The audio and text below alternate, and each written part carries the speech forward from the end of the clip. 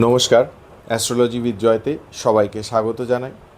আজকে আমরা যে বিষয়টা আলোচনা করব সেটা হচ্ছে ঈশান কোণে, বাড়ির ঈশান কোণে বাস্তুতে বাথরুম থাকলে কি সমস্যা হতে পারে এবং কিভাবে আমরা এই প্রবলেমটা প্রতিকার করব। অনেকেই আমাকে এই কথাটা বলেছেন বিভিন্ন সময় বিভিন্ন আলোচনাতে যে এটা নিয়ে একটা ভিডিও করুন, তাই আজকে এইটার প্রতিকার নিয়ে একটা ভিডিও করে দিচ্ছি। মূল বিষয়ে যাওয়ার আগে সকল দর্শক বন্ধুদেরকে জানিয়ে রাখি, জন্মকুণ্ডলী সংক্রান্ত বিষয়, হরোস্কোপ ম্যাচিং, ডিস্টেন্স সিলিং বা যে কোনো রকম গ্রহরত্ন নিয়ে যারা আমার সাথে আলোচনা করতে চান তারা উপরে দেওয়া নাম্বারটিতে যোগাযোগ করতে পারেন। নাম্বারটি একবার বলে দিচ্ছি, 9831702504। আরেকবার বলে দিচ্ছি, 9831702504। তাহলে আসুন আজকের যে মূল বিষয়, যেটা হচ্ছে ঈশান কোণের বাথরুম। ঠিক আছে, ঈশান কোণ কোনটা? ঈশান কোণ আমরা জেনারেলি ধরে রাখি যে ঈশান কোণ যেটা এতকাল ধরে জেনে এসেছি উত্তর পূর্ব, তাই তো? উত্তর পূর্ব দিকটা হচ্ছে আমাদের ঈশ্বরের স্থান, ঈশান কোণ। ঠিক আছে, এবং তাছাড়াও ঈশান কোণের আমরা মনে করি ওটা ঈশ্বরের অবস্থান, বা যে কোনো বাস্তুতে বলা হয় যে ঠাকুর ঘর করলে ঈশান কোণে করলে সব থেকে ভালো। হ্যাঁ, বা যে কোনো রকম জল রাখার জায়গা ওখানে ওখানে কোনো রকম ভারী জিনিস রাখতে নেই। ঠিক আছে, কোনো রকম ভারী জিনিস বা ভারী বস্তু ওই জায়গাটা রাখতে নেই, একটু হালকা জিনিসপত্র রাখতে হয়, এরকম একটা ব্যাপার। এবং ঈশান কোণের যেটা সবথেকে বড় গুণ সেটা হচ্ছে যে যে কোনো রকম ঈশ্বরের স্থান ওইখানটায় হতে পারে, ঠাকুর ঘর ঈশান কোণে হতে পারে। এইবারে ধরুন ঈশান কোণে দেখা গেল বাথরুম থাকছে, যেটা মেন সমস্যা, অনেকের বাড়িতেই এই প্রবলেমটা আছে, এটা কিন্তু বাস্তুর একটা মেজর প্রবলেম। ঠিক আছে, এবার বিভিন্ন ক্ষেত্রে কী কী ধরনের প্রবলেম দেখা গেছে মানুষের ক্ষেত্রে আমি বলছি। প্রথম কথা হচ্ছে একটা বিবাহিত জীবন কিন্তু একটা ডিস্টার্ব থাকে। ঠিক আছে, বিবাহিত জীবনে হ্যাঁ কোথাও না কোথাও গিয়ে হাজব্যান্ড ওয়াইফের মধ্যে একটা মানসিক টানাপোড়েন সব সময় চলছে। হ্যাঁ, নর্মাল ঝগড়া হয় সেটা আলাদা, কিন্তু যখন মানে অধিকাংশ ক্ষেত্রেই একজন উত্তর আর একজন দক্ষিণ হয়ে যায় তখন কিন্তু জিনিসটা খুব বাজে দিকে পৌঁছে যায়। এটা একটা। তারপরে ধরুন শুধু হাজব্যান্ড ওয়াইফের মধ্যে রিলেশান না, মানে শ্বশুর শাশুড়ির সাথে রিলেশান বা আনুষঙ্গিক যারা ফ্যামিলির মধ্যে আছে তাদের মধ্যেও একটা খটাখটি চলতে থাকে। তাছাড়াও আরেকটা জিনিসও দেখবেন, সন্তান স্থান নিয়েও একটা প্রবলেম হয়। সন্তান স্থান নিয়ে, ঠিক আছে, সন্তান স্থান নিয়ে কিন্তু একটা ভালো মতো প্রবলেম যাদের এই ঈশান কোণে বাথরুম থাকে না তাদের ক্ষেত্রে হয়, বিশেষ করে পিতা মাতার সাথে সন্তানের যে সম্পর্ক বা সন্তান না হওয়া। ঠিক আছে, হ্যাঁ, অনেক ক্ষেত্রে সন্তান মানে পরবর্তী প্রজন্মই হয়তো থাকলো না, বিভিন্ন কারণে নষ্ট হয়ে যাচ্ছে বা কিছু হচ্ছে, যেটা অত্যন্ত দুঃখজনক এবং বেদনাদায়ক। এই ধরনের ঘটনা কিন্তু ঘটে। তাছাড়াও তাছাড়াও দেখবেন ঘরে টাকা থাকে না অনেক সময়। হ্যাঁ, অর্থনৈতিক উন্নতি কিছুতেই হচ্ছে না, অনেক চেষ্টা করছেন, আসছে হয়তো টাকা কিন্তু বেরিয়ে যাচ্ছে। সেই টাকাটা যে সঞ্চয় করে পরবর্তী দিনে অন্য কাজে লাগানো বা কিছু, এই যে জায়গাটা এই জায়গাটা কিছুতেই তৈরি হচ্ছে না।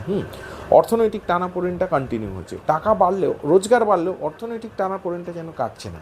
তার অর্থ এটা নয় যে প্রত্যেক দিন জিনিসের দাম বাড়ে, তা কিন্তু নয়। জিনিসের দাম বাড়লেও লোকের অর্থনৈতিক উন্নতিও ধীরে ধীরে হয়, কিন্তু এই ঈশান কোণে বাথরুম থাকলে কিন্তু এই জায়গাটা খুব মানে সাইফোনের মতো দেখবেন টাকা বেরিয়ে যাচ্ছে, কিছুতেই সাইফোনিং হয়ে যাচ্ছে, কিছুতেই একটা সঞ্চয় করে একটা কোনো কিছু ভালো কিছু করব হচ্ছে না। আর যত দিন যাচ্ছে তত লোনের মধ্যে একটা জড়িয়ে পড়ার একটা সম্ভাবনা কিন্তু থাকে। বা দেখবেন আপনার ডিজার্ভিং টাকা, মানে যে জিনিসটা আপনার প্রাপ্য টাকা বা প্রাপ্য সম্পত্তি বা প্রাপ্য কোনো কিছু, সেই জিনিসটা আপনি পাচ্ছেন না। এটা আরও অনেক কারণেও হতে পারে, কিন্তু ঈশান কোণে বাথরুম হচ্ছে বাস্তুসম্মত একটা কারণ যেখানে কিন্তু এই ঘটনাগুলো ঘটার একটা সম্ভাবনা থাকে। অধিকাংশ ক্ষেত্রে প্রাপ্য টাকা আপনি কিছুতেই পাচ্ছেন না, অনেক দিন ধরে আপনি সেইটার জন্য অপেক্ষা করছেন, কিন্তু কই সে তো এলো না, তাই তো? তো এই ধরনের কেসে কি করতে পারি আমরা ঈশান কোণে যদি বাথরুম থেকে থাকে? প্রথম কথা হচ্ছে বাথরুমের গেটটা বন্ধ করে, মনে রাখবেন বাথরুমের গেটটা বন্ধ করে না তাতে একটা পর্দা লাগিয়ে দিন, এটা ভীষণ ইম্পর্টেন্ট। আমরা কি করি জেনারেলি বাথরুমের গেট তো রাখি কিন্তু তাতে না কোনো পর্দা রাখি না, দেখবেন জেনারেলি থাকে না। হ্যাঁ, তো এই ধরনের কেস যাদের আছে বাড়িতে ঈশান কোণ বা উত্তর পূর্ব দিকে বাথরুম, আমি প্রত্যেককেই বলবো গেটটা ভেজিয়ে পর্দা লাগিয়ে দিন একটা। কেমন? আমার মনে হয় সেটা অনেকটা নেগেটিভ এনার্জি যে ফ্লোটা সেইটা অনেকটা ব্লক করে দিতে পারবে। আর তাছাড়া অনেকের মাথায় থাকে বাড়ির উত্তর পূর্ব, জেনে রাখবেন এই ক্যালকুলেশনটা হয় কিন্তু বাড়ির যে ব্রহ্মস্থল সেই ব্রহ্মস্থল থেকে। ঠিক আছে, এটা যে কোনো বাস্তুবিদই আপনাকে খুব ভালোভাবে বলে দিতে পারবে, বাড়ির ব্রহ্মস্থল থেকে ঈশান কোণ ক্যালকুলেশন হয়। অনেকে ভাবেন শুধু উত্তর পূর্ব দিক, শুধু উত্তর পূর্ব দিক কিন্তু নয়, বাড়ির ব্রহ্মস্থল থেকে উত্তর পূর্ব দিক। ঠিক আছে, এটা কিন্তু খুব ইম্পর্ট্যান্ট পয়েন্ট, মাথায় রাখবেন। ঠিক আছে, তো ঈশান কোণের এটা একটা বাথরুমের যে গেটটা বন্ধ করে পর্দা ঝুলিয়ে, অবশ্যই পর্দা দিয়ে রাখবেন। এবং ডার্ক কালারের পর্দা, নট লাইট কালার, মানে খুব হালকা রঙের পর্দা দেবেন না, এই ক্ষেত্রে ডার্ক কালারের পর্দা দেবেন। ঠিক আছে, ডার্ক কালারে সেটা ডিপ রেড হতে পারে, ডিপ গ্রিন হতে পারে, যাই হোক ডার্ক কালারের মানে একটু ডিপ রঙের। আর কি করতে পারেন সেটা হচ্ছে ওয়াশরুমের ভেতরে যে টয়লেটের যে টয়লেট সিটটা মানে ওই সানডার্সের যে সিটটা সেটা যেন পূর্ব দিকে মুখ করে না হয়, মনে রাখবেন টয়লেট সিটটা যেন পূর্ব দিকে মুখ করে না হয়, এটা কিন্তু আরেকটা ইম্পর্টেন্ট পয়েন্ট, ঠিক আছে। এই ক্ষেত্রেও কিন্তু পূর্ব দিকে মুখ করে থাকলেও কিন্তু বিভিন্ন ধরনের সমস্যা এসে যায়, লোন এসে যায়, অনেক রকম আর্থিক বারবার হয়তো বাড়ির মানে স্থানীয় যারা ব্যক্তি আছেন, ছোটরা আছে, বারবার দেখলেন পড়ে যাচ্ছে, হাত পা ছড়ে যাচ্ছে, কেটে যাচ্ছে, বিভিন্ন ধরনের সমস্যা হচ্ছে তাকে নিয়ে, ঠিক আছে। মারামারি করে আসছে, ব্যবহার মানে একটু উগ্র ব্যবহার হয়ে যাচ্ছে, খারাপ ব্যবহার করছে, এই ধরনের ঘটনা কিন্তু ঘটে। আরও বলে দিচ্ছি, ধরুন বাড়ির ভেতরে যে ওই ওয়াশরুমের ভেতরে যে এক্সস্ট ফ্যানটা, ঠিক আছে, এক্সস্ট ফ্যান যেটার থেকে মানে বাথরুমের যে হাওয়াটা বা এটা গ্যাসটা বেরিয়ে যাচ্ছে, এক্সস্ট ফ্যান চালিয়েছে, এইটা চেষ্টা করবেন পূর্ব বা ধরুন উত্তর দিকের দেয়ালে লাগাতে, পূর্ব বা উত্তর দিকের দেয়ালে এই এক্সস্ট ফ্যানটা লাগাতে চেষ্টা করবেন, যে মানে হাওয়াটা টেনে নিচে। আরেকটা জিনিস দেখবেন, ইয়েলো টেপ হয়, হলুদ রঙের টেপ হয়, ওই টয়লেটের ওই পোর্শনটাকে ইয়েলো টেপ দিয়ে যদি ব্লক করে রাখেন অনেকটা নেগেটিভ এনার্জি ব্লক করে। তবে আমি বলবো এই ইয়েলো টেপ বা গোল্ডেন টেপও চলে, অনেকে গোল্ডেন টেপও দিয়ে রাখে, ঠিক আছে, টয়লেটের ওই পোর্শনটাকে, তাহলে সেক্ষেত্রে অনেকটা কিন্তু নেগেটিভ এনার্জি ব্লক করে দেয়। এছাড়াও যেটা আরেকটা জিনিস করতে পারেন, ঠিক আছে, টয়লেটের উপর দিকটাতে যেটা হয়, একটা বাস্তুতে একটা জিনিস পাওয়া যায়, বাস্তু আইটেম এলিমেন্ট যেটা, এটা হচ্ছে জিঙ্কের হেলিক্স পাওয়া যায়, ঠিক আছে, জিঙ্ক হেলিক্স, ঠিক আছে, এইটা উপরের দিকে মানে ঝুলিয়ে দিলে, হ্যাঁ, আর জিঙ্ক হেলিক্স মোটামুটি ধরুন 3টে লাগাতে হয়, 3টে জিঙ্ক হেলিক্স 3খানা লাগাতে হয়, ঠিক আছে। এবার ওই উপরের দিকে যদি জিঙ্ক হেলিক্স দিয়ে দেন না, জিঙ্ক হেলিক্স, হ্যাঁ, তার লোকেশান পজিশান এগুলো বাস্তুবিদরা ভালো বলে দিতে পারবে আপনাকে, যে কোনো আপনারা চাইলে আমার সাথেও যোগাযোগ করতে পারেন। তাছাড়াও এই জিঙ্ক হেলিক্স যদি লাগান, 3টে জিঙ্ক হেলিক্স লাগালে সেক্ষেত্রেও কিন্তু অনেকটা টয়লেটের এই যে নেগেটিভ এনার্জি বা আপনার এই যে ভালো জিনিসটা বেরিয়ে যাচ্ছে বারবার, এই এটা অনেকের দেখবেন অ্যাটাচ বাথ, মানে রুমের ভেতরেই অ্যাটাচ বাথ, এবং তাও আবার উত্তর পূর্ব দিকে, মানে গোদের ওপর বিস্ফোরা, এক তো রুমের সাথে অ্যাটাচ বাথ, তার উপরে উত্তর পূর্ব দিকে, আরোই মানে প্রবলেম, আরোই সমস্যা, বুঝতে পেরেছেন। তো এই ধরনের কেসে কিন্তু এই জিঙ্ক হেলিক্স কিন্তু একটা ভালো রেজাল্ট দেয়, মানে কপার পিরামিড বা জিঙ্ক হেলিক্স, যাই হোক কপার পিরামিডও ব্যবহার করতে পারেন, কপার পিরামিড অথবা জিঙ্ক হেলিক্স, ঠিক আছে।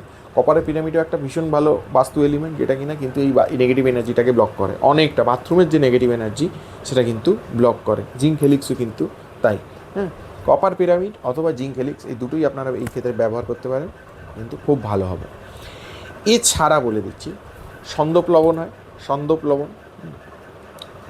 লবণ অথবা কপুর, হয় সন্দক লবণ না হলে কপুর তো উবে যায়, তো সন্দক লবণটা বেটার অপশান। সন্দক লবণ একটা কাঁচের বাটিতে নিয়ে বাথরুমের একটা যে কোনো জায়গায় রেখে দেবেন, হ্যাঁ, বাথরুমের যে জানলা টাইপের যে জায়গাটা থাকে, র্যাক থাকে, ওইখানটায় রেখে দিলেন সন্দক লবণ, ঠিক আছে। মাসে একবার করে চেঞ্জ করে দেবেন, ঠিক আছে, হ্যাঁ, মাসে একবার করে ওই সন্দক লবণটা চেঞ্জ করে দেবেন। এই ক্ষেত্রেও কিন্তু অনেকটা নেগেটিভ এনার্জি, বাথরুমের যে নেগেটিভ এনার্জি সেটা কিন্তু অনেকটাই টেনে নেয়, ঠিক আছে। এবং আরেকটা জিনিস আমি সবাইকে বলবো, এই বাথরুমের এই প্রবলেমগুলোর জন্য, বিশেষ করে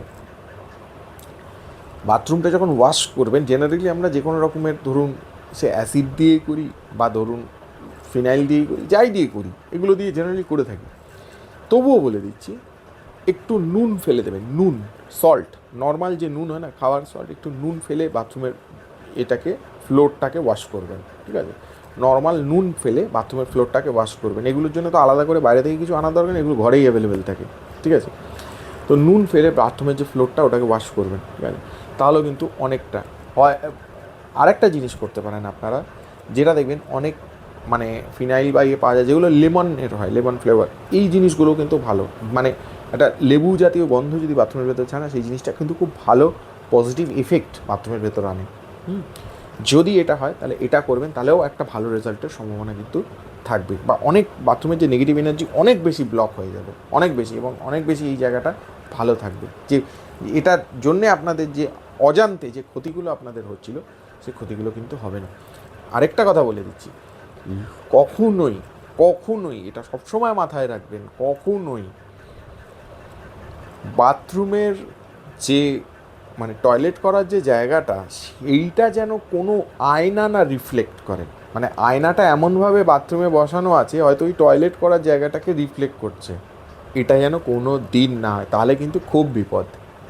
ঠিক আছে, এইটা কোনো দিন এই ধরনের মানে বাথরুমটাকে সম্পূর্ণ অ্যাভয়েড করবেন, বা এই রকমের সেটিং থাকলে পুরো আয়না সেখান থেকে সরিয়ে দেবেন।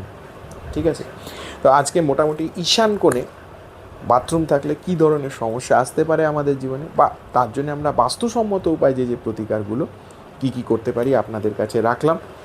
এই বিষয়ে আমার সাথে যদি কোনো আলোচনা করার থাকে ফার্দার, অবশ্যই আমাকে উপরে দেওয়া নাম্বার 9831702504 যোগাযোগ করতে পারেন।